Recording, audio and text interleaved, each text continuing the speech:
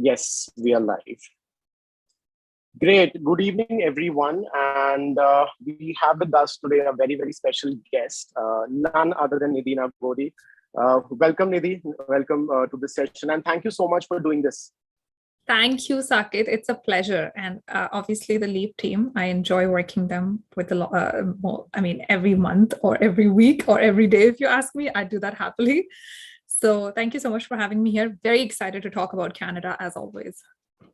Right. So I think Canada as a country has been like pretty, it's I think really picked up in the last decade or so. I think predominantly if we talk about other countries, like UK was pretty famous in India, and I think US was pretty famous, but I think Canada has picked up in the last decade, and it has picked up like anything. So now, like I do a lot of webinars as well. So I had a webinar an hour ago, and it was a very generic study abroad webinar, and I think 9 out of 10 queries were on Canada. So I think, yeah, so I think this YouTube live is for everyone who's like interested to study in Canada, and obviously someone like you who's to guide them and choose a good career for them, and maybe want to settle in Canada. I think it will be a great session for everyone who's attending. And I think we've got so many questions already floating in the live chat, and so many people joining in. Cool, guys. If you can hear us, if you can see us, just type hi in the chat box. Say hi to Nidhi. We exclusively got her for you, for all you guys today. So I hope you enjoy this session. Cool. So let's start with the session, maybe till the time questions start coming in, and we can start with the PPT. Yeah, sure. So obviously, first of all, thank you so much, everybody, for joining in.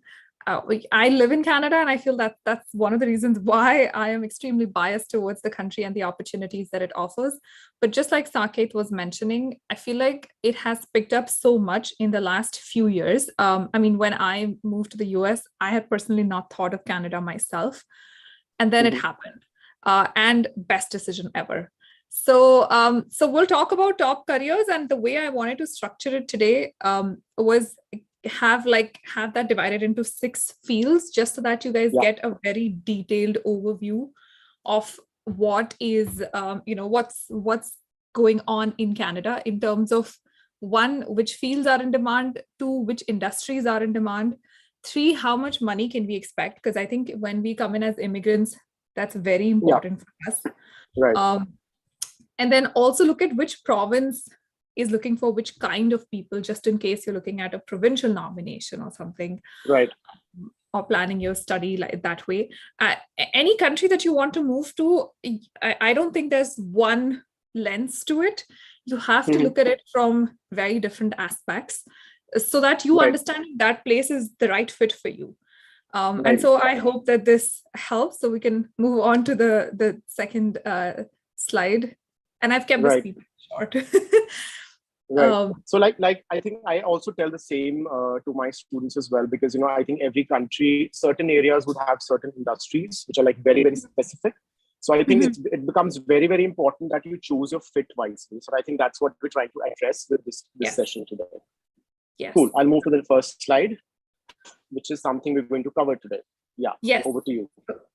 Yeah. So like I said, I really want to talk about fields, industries, salary, and then also province-wise demand. And you'll see that while there may be certain themes which are recurring in, say, in terms of fields or industries, you'll also see that provinces have very unique and different demands from each other. What Ontario needs is not what Manitoba needs completely, or that's not what New Brunswick or Alberta needs. And that's partly because of the geography, the economic policies, etc. So once you understand where is it that you fit in, I feel like you can carve your path very smartly then. Even if you say, suppose I want to study, should I study in Ontario or should I study in Alberta? Where will I be a good fit in future? If I want to apply for a PNP, should I apply that for? Most people, when they think of Canada, I think they only think of Toronto and Vancouver, which is I wouldn't go that way, because even when we were moving, we looked at a bunch of provinces first, and we'd spoken to, say, friends in Saskatchewan, and we'd looked at a lot of options. And it just happened that Toronto worked out for us.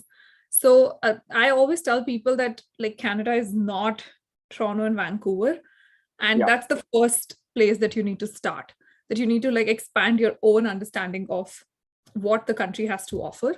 And there are so many places that you could be living in this beautiful country. So don't get hung up on GTA or Greater Vancouver area for that matter. All right. Well, I think we can go on to the next one and get started on talking about top fields in demand.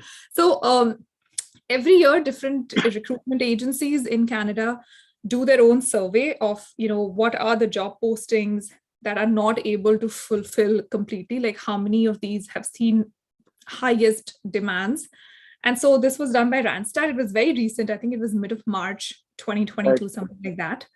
And they came up with a huge list, that wasn't, basically that saw a lot of job postings, but didn't see as many people applying for it.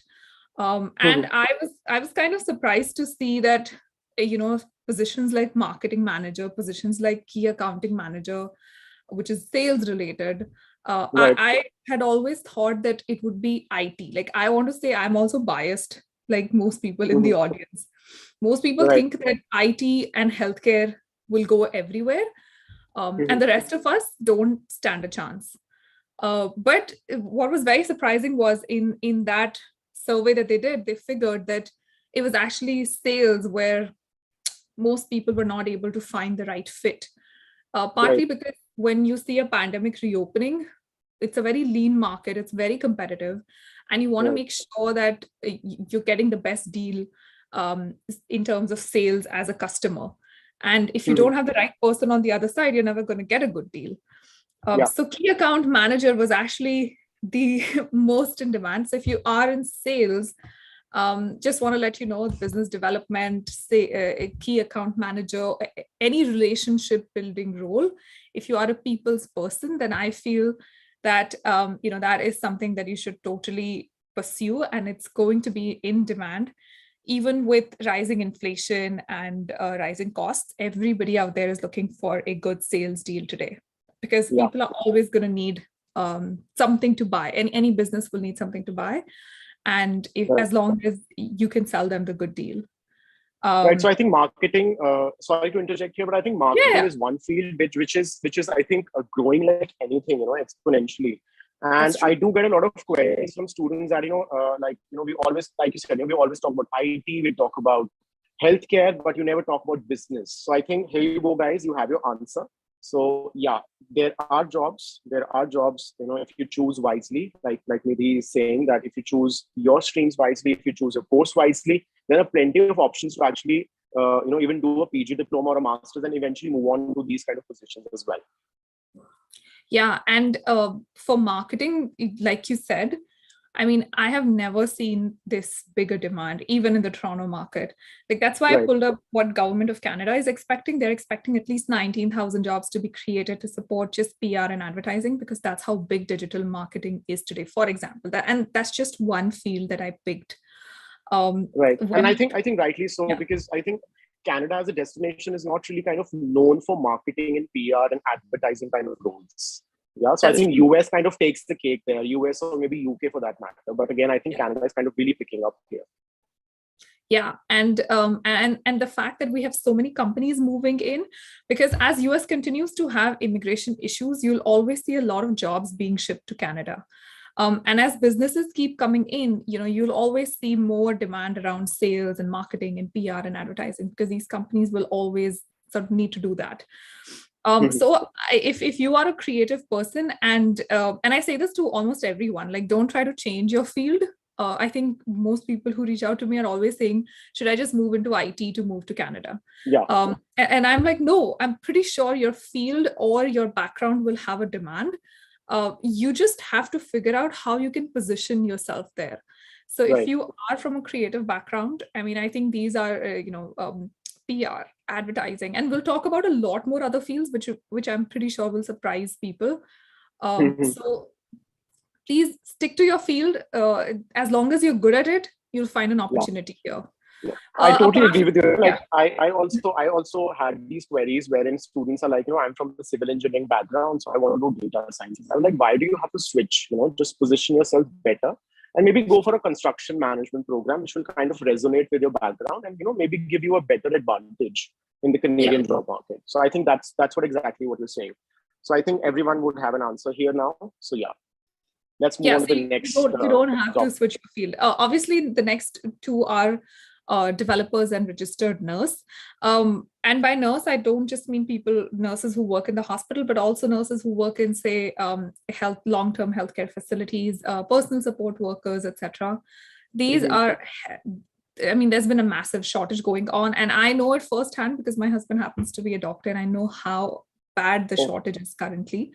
And there have been so many programs where the government has basically come up with programs of just training people. So if you are an international candidate, the government will train you. And I think the data that I read was if you are a registered nurse, you could expect a pay of anywhere between $35 and above per hour. Right. Which is, it's not bad if you are somebody who's like 18 or 19, just starting out. So rural areas will obviously have more opportunities, but just knowing your options, keeping your options open is also very important. And I know a lot of people in the recent past have just come in here through that PSW program, and they're being trained by the government. So if you are from a healthcare background and a nursing background, this could be a good fit. Apart from that, there is always a need for technology. I think with COVID, we've understood that technology can break or make a business. So I don't see that surge going down anytime soon. But I always want to say this, that I feel like people talk so much about tech that they forget that there are other things that businesses also need. At the end of it, you have to think of it in a very clear way that a business wants to grow. And it needs everyone to grow, whether it's finance, whether it's marketing, whether it's IT. It cannot grow just on the basis of an IT infrastructure or a support system. So yeah. So these are obviously the top four. Yeah. Sorry, Saket.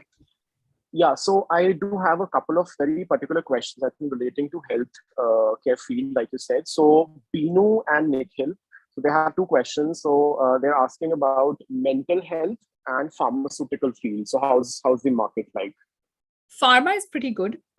If you want to be a pharmacist or a pharmacy assistant for that matter, that's pretty good. Mental health is also good, but we'll come to that in the province-wise piece, because say Ontario and British Columbia will not have the same demand as the rural provinces. And if you are in healthcare, I would say I would really start off with with non-Vancouver and non-Toronto areas.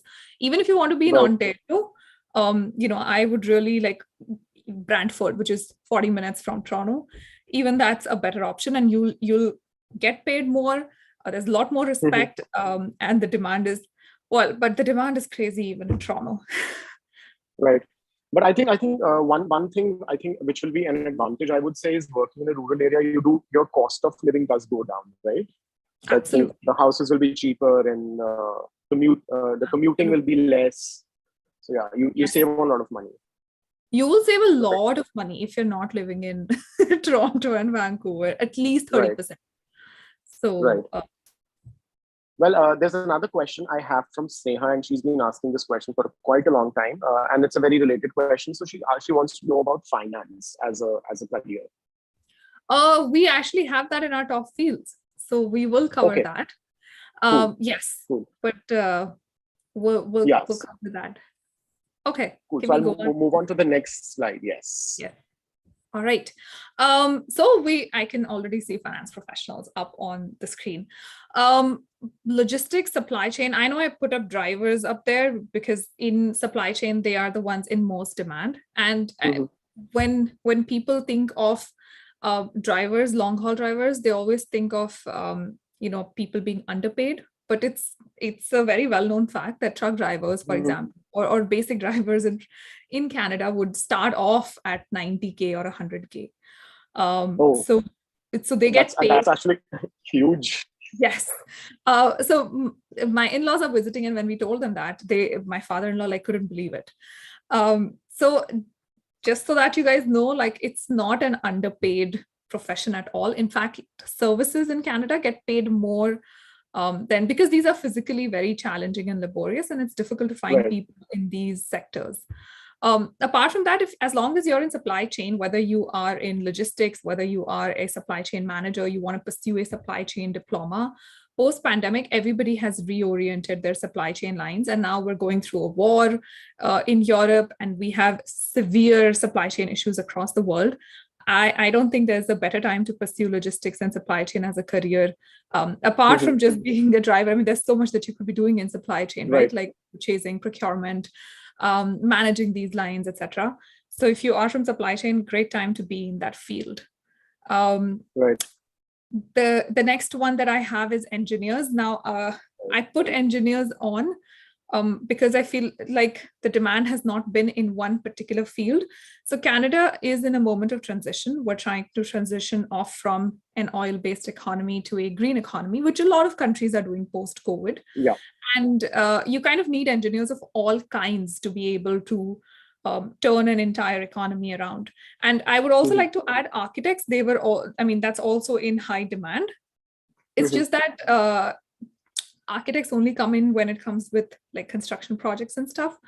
And so you might not, like, it's not as much as engineers. Engineers at this time, most provinces need them. So whatever you've pursued, you know, you want to do civil engineering, if you've pursued that, if you want to be in a mechanical engineering background, as long as you have some math and engineering background, this is a great time for you in Canada as well. Right. The next one that I have up here is customer service.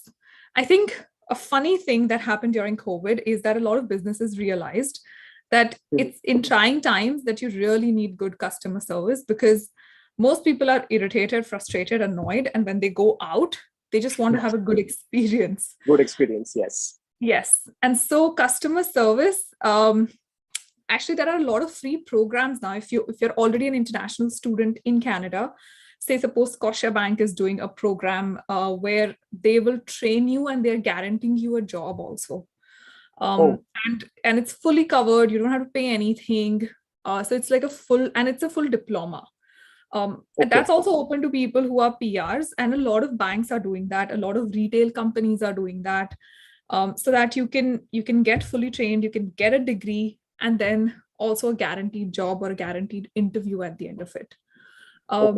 That's how big customer service is, that, you know, now it's basically they're willing to put in money to train you and kind of guide you. And you can imagine the shortage that it must have, like, otherwise, why would corporates do that? So, you know, the customer service demand is supposed to go up. Obviously, we're now reopening. I mean, this is mid-reopening now. We're close to fully reopening.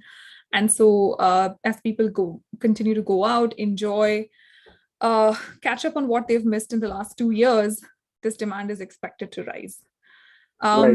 And now we're coming to finance professionals. I think that in the next 1 to 2 years, this is a field that's going to actually catch up quite a bit because of not just the pandemic and the stagflation that it's caused, but also the recessionary trends that we're seeing downturn.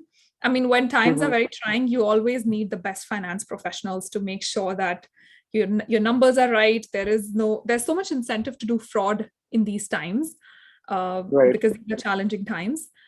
So you really want to make sure that, you know, your financial statements are accurate, that you're investing money in the right place, whether you are in investment fields, whether you are in an accounting background, audit background, tax background, whether you are in insurance for that matter also, because every company is looking to insure their revenue stream, sales lines, assets, etc. So there is a huge demand, and I can speak to this personally because this is my field. Even in Toronto, there are no good people. I'm trying to hire currently, and I think people who, even if you go on my Insta or LinkedIn today, you'll see that there's a post because I'm trying to recruit someone, and I've been interviewing people, and it's just either there are no candidates or the quality is just not there. Right.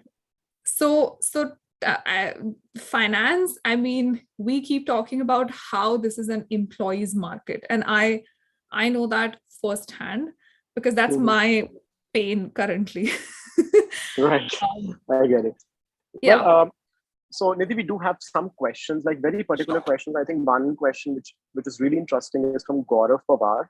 So he's asking, my wife is basically an engineer working into IT as a service developer, as a developer. And I think she's with a big four company, I think one of the EY, Deloitte or something. And she's working for the last 4+ years. And will it be okay if they can kind of apply for a PR? Like, do you think they'll be in demand as a skill they? Yeah.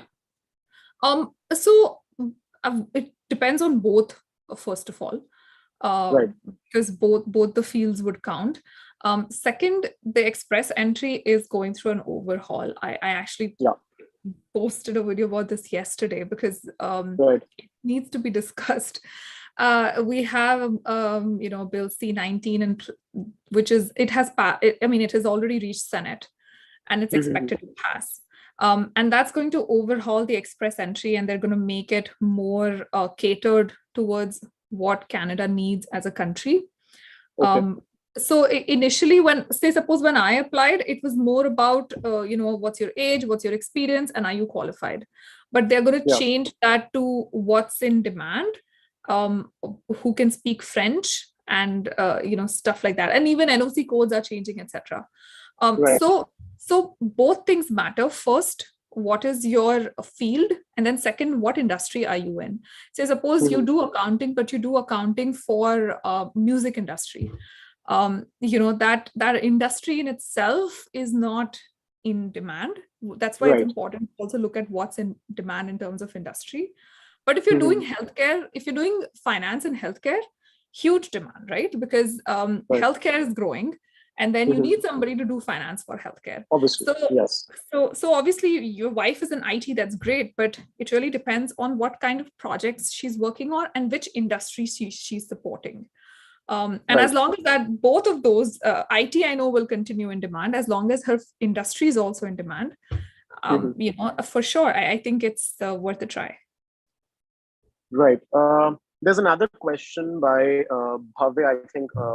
He's asking, I think I can try and answer it. So if digital marketing has a good demand, why not colleges do not have digital marketing courses? There are very less opportunities. So Bhavya, actually, and I think you're right here. So not many options available for digital marketing, but again, for you, I would say you can check out York University's School of Continuing Learning. They offer a PG certificate in digital and content marketing. And maybe you can club it with another program which relates to it, because Canada does a lot of 1+1 programs. So maybe something in marketing you can go for, and plus club it with digital marketing. So I think if you're looking at a 3 years PSW, so that will make more sense. At this point of time, yes, there are pretty limited opportunities in digital marketing because it's like a growing field. It was, it came up really recently. So yeah, hopefully in the future we'll get a few options.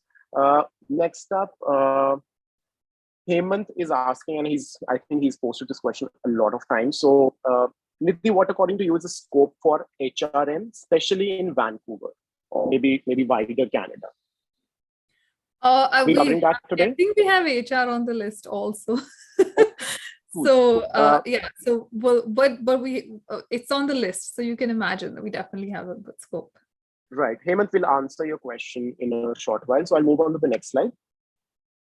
Yeah. Okay, here great. You go. So the last two fields that I have up here is cloud architect and HR managers. Cloud architect, because now most businesses have realized that they need good cloud, because as most of us tend to work remote and hybrid, you want to make sure that you have a good cloud structure in place. That's why I kept it different from IT, because this is a growing field, and it's actually one of the highest paying fields currently. There aren't a lot of cloud architects in the country, or people who actually work in cloud computing, or just because cloud is so new. Even SaaS, like software as a service, is so new. After that, we have HR. And I mean, it's very logical. The fact that the country is facing massive labor shortages, that kind of tells you that it's very important for organizations to retain talent, to find the right talent and also to retain them. And that's why you need a lot of human resource in place, which is very capable of doing that. So obviously businesses have learned that this is a very critical time, and that HR has to be in top form and game. And whether it's talent management, whether it's talent acquisition, whether it's making sure that the 360-degree connect is there between top management, mid-management, lower levels of employees, etc. You need a very strong HR system and support to do that, which is why HR managers are in huge demand. I do want to mention here that Canada is a bit specific on getting their certifications in.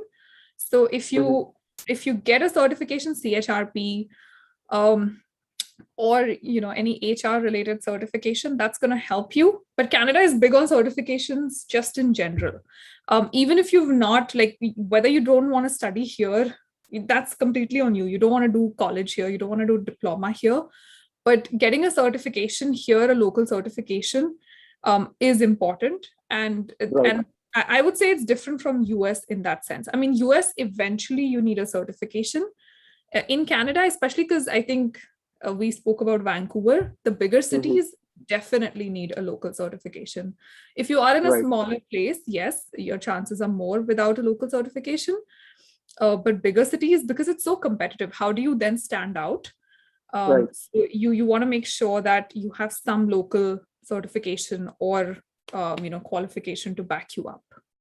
Right. So let's say if someone like, let's say Hemant, if he wants to come to Canada on a study route, so which is like maybe he gets into a master's or a PG diploma or something, will he still require certification later, like later in his career? Or I would say then he would require it later, but not in the first job, because then he has that pathway of integrating organically. But if you were to come on a PR, and I actually have a very close friend of mine who came in with a lot of experience, and he'd worked with Google in UK, worked with Google in India. And, if you've worked in so many places and that for Google, that's as good experience as it can get, right? But even then he had to, do certifications, the CHRP and stuff, to make sure that that the job opportunity happens. But obviously he is in Toronto.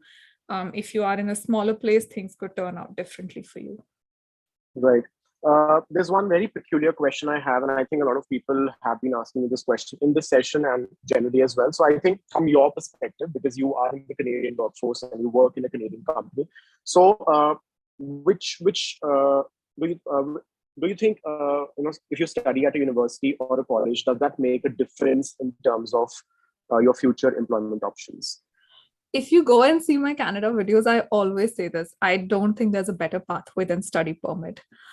And multiple reasons to say that, not because I'm biased, but one, co-op makes so much of a difference. The fact that you have the option of co-op, because I personally, the interns that I have, they're all co-op interns, right? And eventually we end up offering them pre-placement offers. And in my experience in Canada so far, any intern that I've worked with, I have offered the intern a full-time position, and they've all come back. So that's, number one. Number two, the organic integration is just so much easier. I have said it multiple times. It took me a year. So when I moved from India to the US, it took me only 3 months to find a job. But when I moved from US to Canada, it took me a year and a half to find something that I like. And that's obviously that's because I was in Toronto. I had a job that I came in with from the US itself. So I wasn't in a rush, but it still took me a year and a half. You would think that moving from US to Canada is much easier, but honestly, it's not. And that's because I was coming in as a complete outsider. As opposed to if you come in organically through a diploma or a college pathway, you have the network. You have alumni, you have sessions, and then the college also has its own network with corporates, right? Like there are Right. specific colleges that we hire from. We don't hire from just any university. So those things make a lot of difference. But I want to say this, that's only if you are very ambitious. If you're somebody I just want to have a basic life. I don't want to work for a big employer. I don't want to, like have a 6-figure up, and which is a lot of people, right? Who just want to have a very basic life. Good life, yes. Yeah. Then I think PR, PNP is perfect for you. But if you are very ambitious and if you want to be on, like, you want to be on top of your game career-wise, then I think study will make a lot of difference. Right. So do you think there is a difference between, let's say, someone who studied at Rotman or at a college? Definitely makes sense, right? So someone who's ambitious should definitely target a university. Otherwise, I think people with PG diplomas as well, they're like as widely accepted as people with masters. Yeah. And I want to say that it's not, there's no discrimination, like masters and PG diploma. That's also a question that I get a lot. There is no discrimination. There's no discrimination in that. As long as you've studied here, you have that organic integration. Like that's the most important. Right. There's another very particular question from Chaya, and I'm not really, because I also got this question, like, I think that Bill C-19, which is, I think, the whole restructuring of express entry. So she wants to know if it's going to affect international students as well. No. I think, in fact, it's going to get better for international students with Motion 44, right? Where they want to prioritize giving PR early on to people who are already in Canada. So I personally think that if you're coming in as an international student, I think the situation is going to get better for you. And we'll get to know, because I mean, the time is coming up. They only have like 90 days or like 80 days or something left. So within 80 days, you'll figure out how it's going to get better for you. So PR is going to get more difficult. So they're announcing a few, I think, changes in the whole, like getting the PR for international students like faster or something like that. Because I did get this question recently. Yes, so they're trying that. There was a pathway called TR to PR, so temporary residence to permanent residence. So that includes anybody who's in Canada, whether you are an international student, whether you are on a work permit. But we all know that most people on visas in Canada are international students. So they've come up with this idea during the pandemic, and then now during the pandemic, that was only to ease the labor market situation. Now this bill has been passed, and the Minister of Immigration, Sean Fraser, he was given 4 months to come up with a very strict timeline and very expedited timeline to make sure anybody who's in Canada is prioritized, in terms of PR. And also it just makes more sense, right? If you have people in the country, you would want to make sure that they are given PR first, right? As opposed to getting people from outside. From overseas, yeah. Makes sense. So it's going to get better for international students. Right. So I hope this clears all your doubts. I think we did get a lot of questions on that. So I'll move on to the next slide.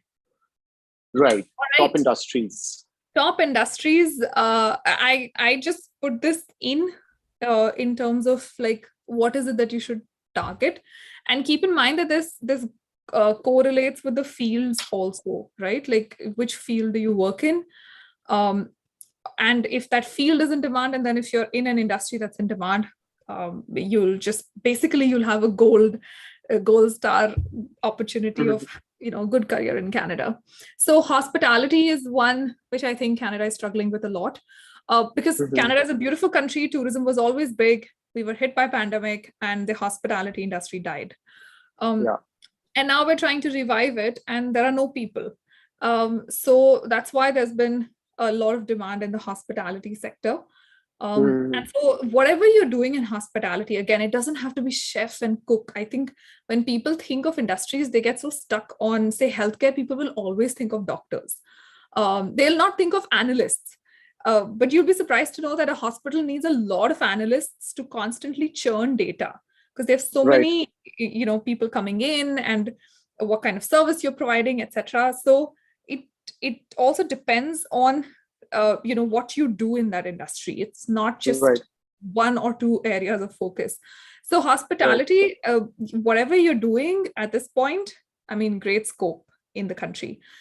Similarly, with healthcare, whether you are a business analyst, financial analyst, whether you are somebody who specializes in recruitment, because healthcare recruitment is also very different from corporate recruitment, so to say.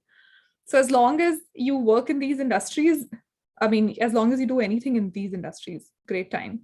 Retail trade, again, I mean, retail trade is always a good option for any international student also, because I feel like you start off, you can make good money. And apart from that, you get WorkX, the Canadian WorkX that everybody talks about.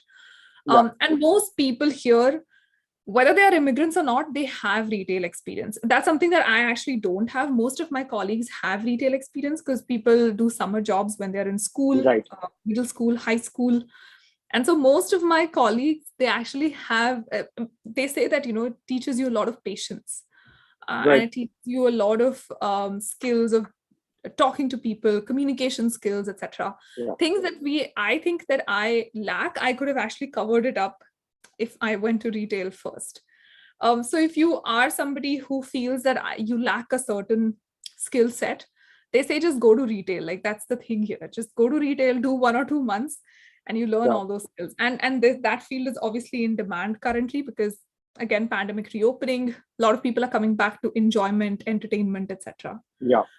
Apart from that, we have manufacturing, and again, factories. I put manufacturing there, but what I really meant was like factory, any kind of factory, whether you're doing manufacturing or not, although that's what most factories do, and that's why I put manufacturing.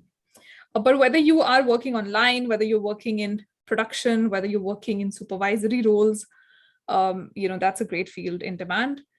We obviously have science and tech. I think that's a field that's universally in demand because with COVID, everybody is trying to make sure that their science and tech is now at the forefront. You also have admin support. I've been asked this question a lot, like, is admin or is support, is executive assistant, are these still in demand? And you'll be very surprised to know there are like diploma courses, there are certification courses, which Canada has. I know some people who are doing a certification for admin support in healthcare because you can't be an admin in a corporate office and healthcare because they're very different. Very different. And so you literally have programs for these which are not expensive and which again come with a guaranteed employment sort of structure as well. So great field to be in. And then you have construction. Obviously, that's always going to be in demand as the country develops more and as we transition towards a greener economy, a lot of construction opportunities. Transport because of logistics issues. And then finance and insurance. This is like one recession-proof field. Right. So obviously, there is one question, I think Sarvesh has been asking me. So when can I apply for college in Canada for 23 intake, since I'm pursuing a bachelor's right now? So September 23, ideally you should start somewhere in January. Apart from that, Nidhi, there is a question by Muskan that how's fashion industry in Canada? I think it's good, but I want to be honest, Europe is better. I mean, it's good, right? Like fashion is good. But I would say that it's not the fashion designing. I would say it's more the designing aspect that's good. Like it's not the clothes part of it. It's in general designing. In fact, graphic designers are in so much shortage that I think it's the only field apart from IT that's on the tech, the talent stream. So yeah, but I mean, if you are into hardcore, say clothing, accessories, I would say like there are better options.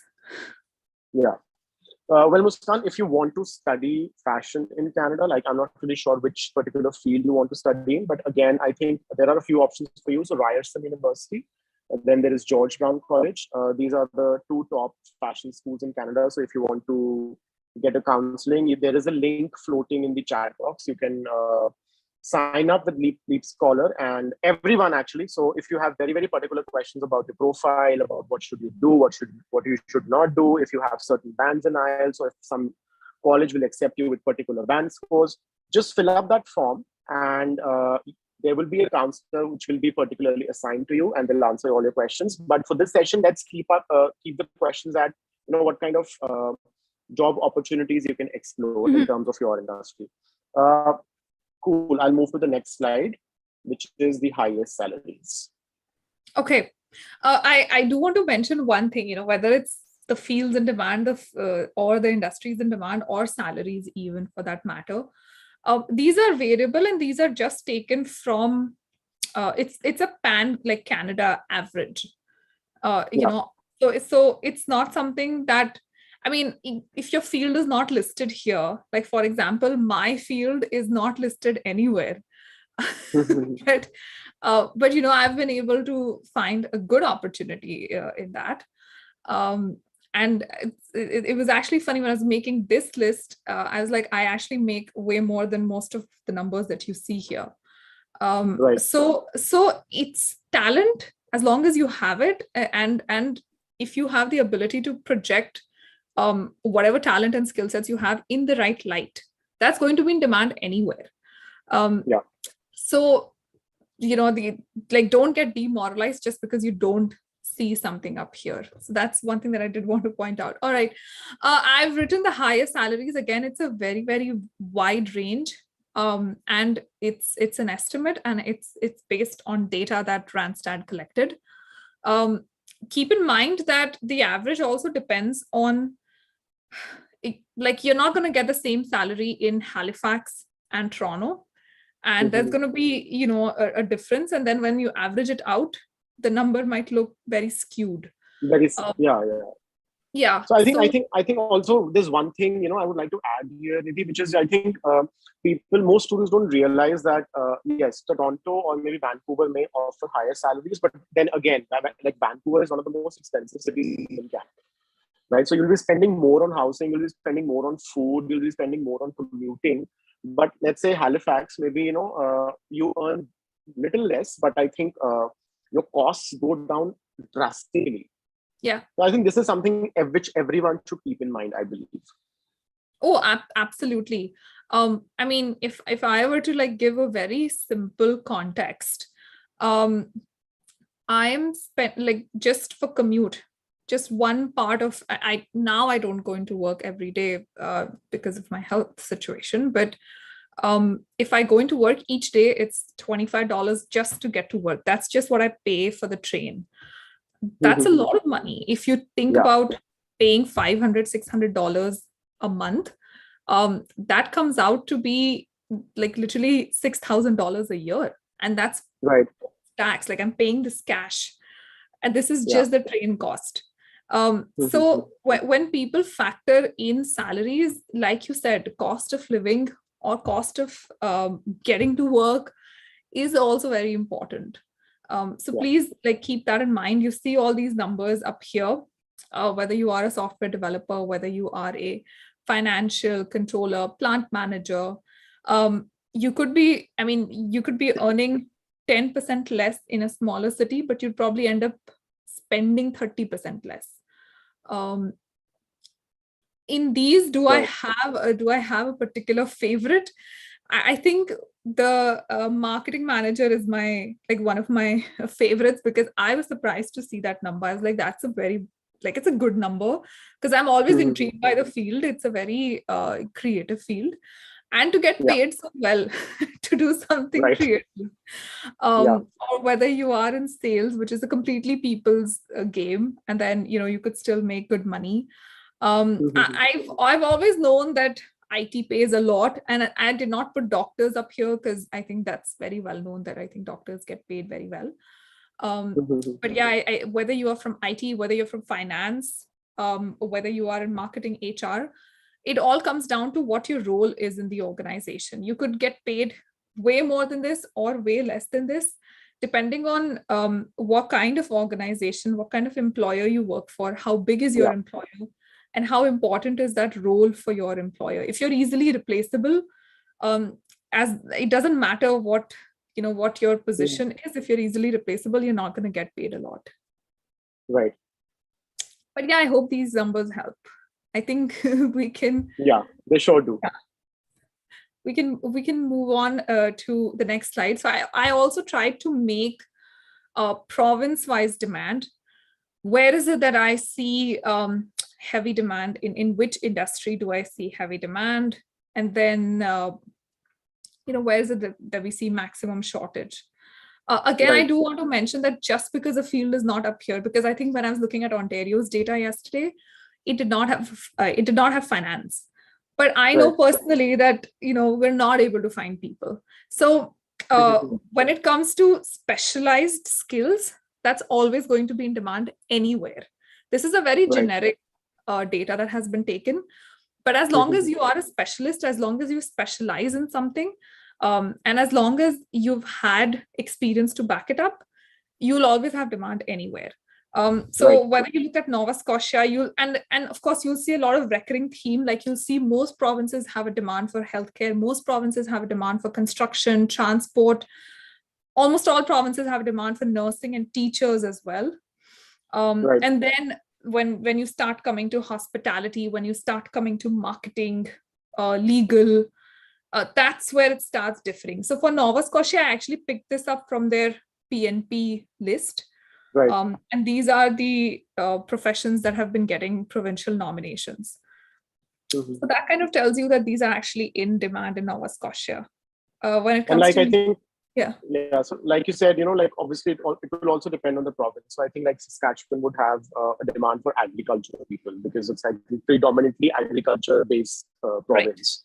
Similarly, I think Alberta sees a lot of tourism in terms of those ski resorts and everything. So yeah, like it will differ from province to province anyway. So we'll quickly cover this, and so I'll try and answer a few questions. But I think, guys, we've covered most of your questions with the slides only. And like I said, if you have very specific questions on your profiles, there is a comment which is floating in the chat box. You can sign up for a session. It's totally free of cost, and there are people who are like really, really qualified to kind of guide you, and they'll tell you which province to choose, which course to choose, which college to choose, and you'll have it all sorted. So just sign up. And shall we move to the next slide? Or yes, yeah, I think we're good to move on to the next slide. And I think my AirPods batteries died. Okay.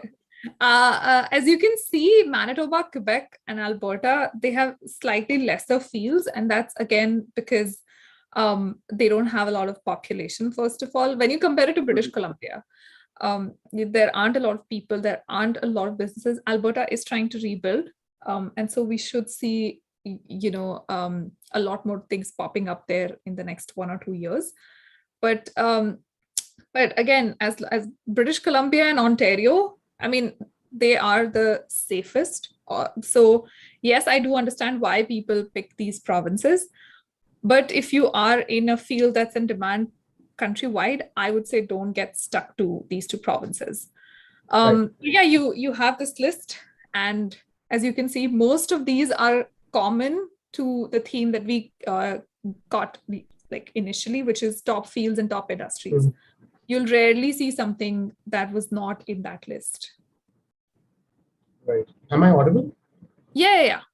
Yeah, like because I think my batteries have died and it's kind of flashing on the screen. Okay. Cool. So yeah, so I'll take a few questions now, Nidhi. I think a few questions which you can answer. So, well, scholarships, guys, there are scholarships available, plenty of them, but again, they'll not be as generous. So you can get a few entrance scholarships. There are a few 100% scholarships as well, but again, they will be very, very competitive and mostly concentrated at UG level. But again, a lot of colleges will offer you entrance scholarships. And I think I've done a lot of videos on this. You can check those videos out. There's another question on CFA. So I think you were also in the same field. Yeah. So yeah. Like how's the CFA demand? Rohini is asking.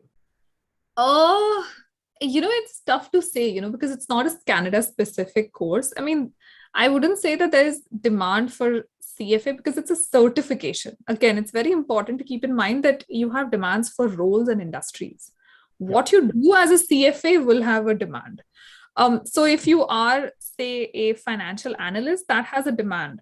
But if you are like yesterday, there was somebody who reached out to me saying, I'm a CFA and then also had an IIM background and wanted to get into investment banking. And I was like, that's going to be tough as an immigrant because this is just a very tough market to break into because you have a lot of local talent for that. So what you do as a CFA is more important than just being a CFA. Right. Nidhi, there are a few questions on supply chain as well. I think that you've covered already. So I think, guys, that has been answered already.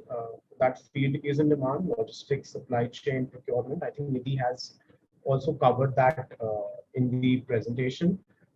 Next up, food and nutrition management. So I think this question I also get a lot.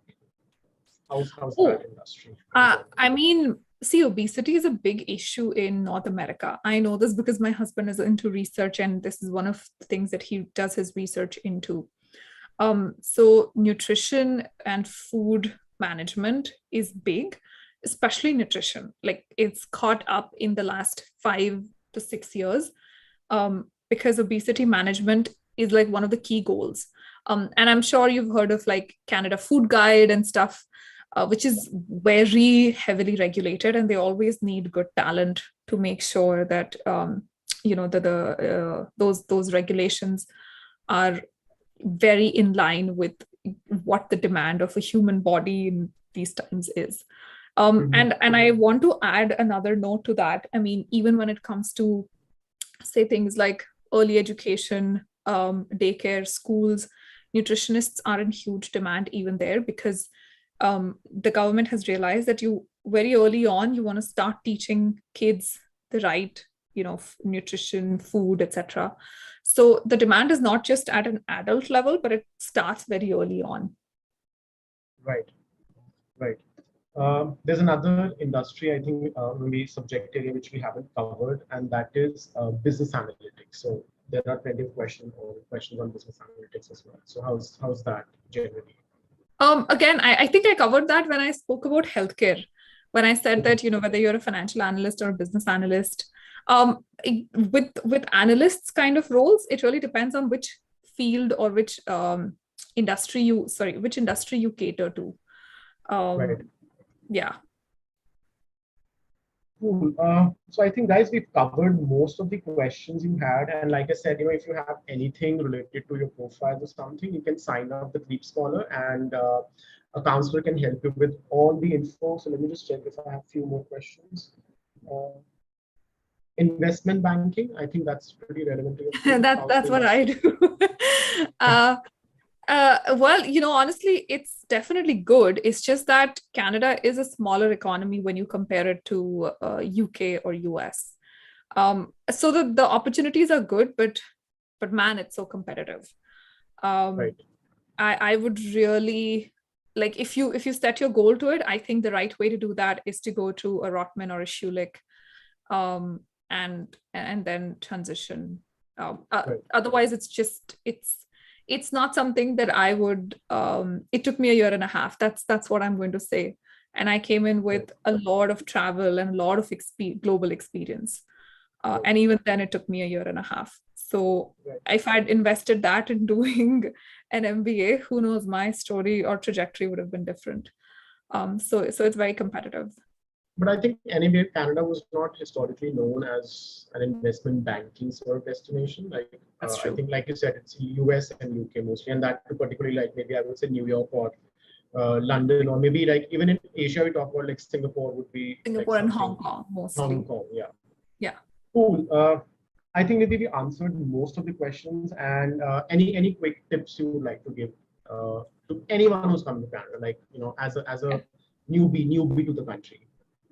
I think just keep in mind that there is always demand for people who can communicate their experience, their education, and their background right. So always keep that in mind. It doesn't matter what you've studied, where you've studied, as long as you can project and present your data correctly and put yourself out there in a correct way. And I mean, I can give you a very recent example just from yesterday, that I was interviewing a candidate who was from Canada, way more experienced than even me. And I was actually very intimidated. I was asking my husband, should I do this? Because basically this person on paper is much better than me. Yeah. So I go into the interview room. I remember the resume started off with high-spirited individual. And we were all basically like, what does this mean? Here it would mean alcoholic. So first, the resume wasn't well put, even though he was from Canada. Second, like no eye contact. 45 minutes, the guy did not make any eye contact with me. Third, very, very passive, not excited at all. And so it was like when I finished the interview and my director was like, how did you like the guy? I was like, and my director was like, well, that's exactly how I felt. Great on paper, but not able to translate the same energy out. So just make sure that communication skills matter way more than who you are on paper. Right. Start working on your communication skills, and please, like, always take help. There were a lot of things that I did not know before I moved, and I made a lot of mistakes, and I still continue to make a lot of mistakes. But now the only thing is I know that what I don't know, I should go to an expert for that. So if you feel that, you don't know, say, a certain skill set, maybe work on that, network with people, learn about the country more, instead of just trying to figure out if my field has demand. Everybody is in demand, as long as you can put yourself out there the right way. Right.